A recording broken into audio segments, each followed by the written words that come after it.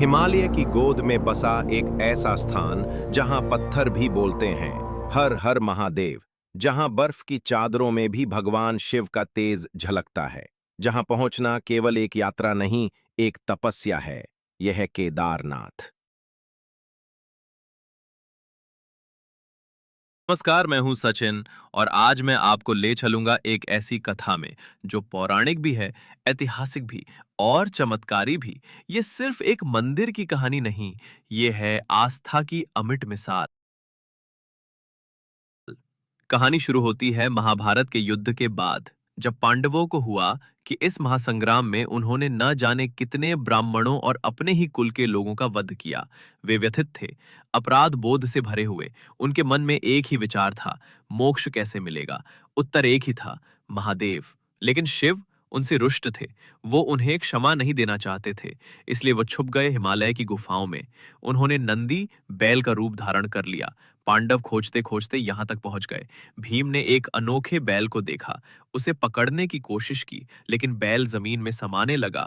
भीम ने उसकी पूंछ और पिछला हिस्सा पकड़ लिया, और तब एक अद्भुत दृश्य प्रकट हुआ। जहां बैल का पीठ भाग जमीन से उभरा, वहीं प्रकट हुआ केदारनाथ का स्वयंभू शिवलिंग।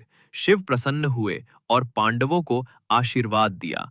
आज भी वो पीठ का रूप पत्थर के शिवलिंग में विद्यमान है, और वहीं बना बाबा केदार का मंदिर। शिव के शरीर के अन्य अंग भी अलग अलग स्थानों पर प्रकट हुए, और वहां बने 4 और धाम, जिन्हें मिलाकर कहा जाता है पंच केदार। तुंगनाथ, जहां भगवान की भुजाएं प्रकट हुईं, रुद्रनाथ, जहां उनका मुख, मध्य महेश्वर, जहां नाभि कल्पेश्वर, जहां भगवान की जटाएं। इन 5 स्थलों की यात्रा आज भी एक विशिष्ट साधना मानी जाती है, लेकिन सबसे कठिन, सबसे पवित्र और सबसे रहस्यमयी धाम है केदारनाथ। कहा जाता है कि मूल मंदिर का निर्माण पांडवों ने स्वयं किया था, लेकिन सदियों बाद आदि शंकराचार्य ने 8वीं शताब्दी में इस मंदिर को पुनः स्थापित किया। आज जो भव्य पत्थर का मंदिर हम देखते हैं, वो हजारों वर्षों से प्राकृतिक आपदाओं, हिमपात और समय की मार सहता आया है। ये मंदिर समुद्र तल से 3,583 मीटर की ऊंचाई पर स्थित है, जहां सांसें भी साथ नहीं देती, लेकिन आस्था चलती है। हर साल लाखों श्रद्धालु यहां आते हैं, 18 किलोमीटर लंबा कठिन ट्रैक पार करके गौरी कुंड से बाबा के दरबार तक। साल था 2013, जून का महीना। बारिश लगातार हो रही थी, और फिर 16 जून की रात बादल फटा, बाढ़ आई और तबाही मच गई। पूरा केदारनाथ धाम तबाह हो गया। हजारों लोग मारे गए। लोगों की चीखें, बहता मलबा, हर ओर विनाश ही विनाश। लेकिन इसी तबाही में हुआ एक चमत्कार।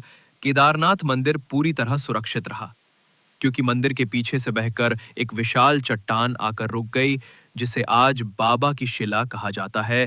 उस शिला ने मंदिर को बाढ़ की धारा से बचा लिया। लोगों ने कहा, यह कोई सामान्य चट्टान नहीं थी, ये स्वयं शिव की लीला थी। आज केदारनाथ फिर से खड़ा है, और पहले से भी अधिक दिव्यता के साथ। सरकार ने धाम का पुनर्निर्माण किया, सुविधाएं बढ़ाई गईं, लेकिन भावनाएं आज भी वैसी की वैसी हैं।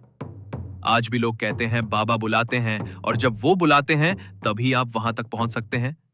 केदारनाथ में पहुंचकर सिर्फ शरीर नहीं थकता, मन भी शांत हो जाता है।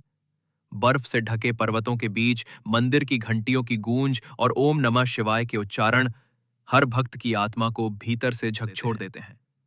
वहां खड़े होकर लगता है जैसे भगवान शिव सामने खड़े हैं, आपको देख रहे हैं और कह रहे हैं, मैं यही हूं, सदा से और सदा रहूंगा।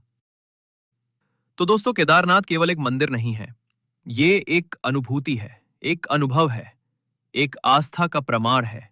अगर आप भी बाबा के दरबार जा चुके हैं तो कमेंट में जरूर लिखें हर हर महादेव। और अगर अब तक नहीं गए तो याद रखिए, बाबा जब बुलाएंगे तभी आप पहुंच पाएंगे। जय केदार, हर हर महादेव।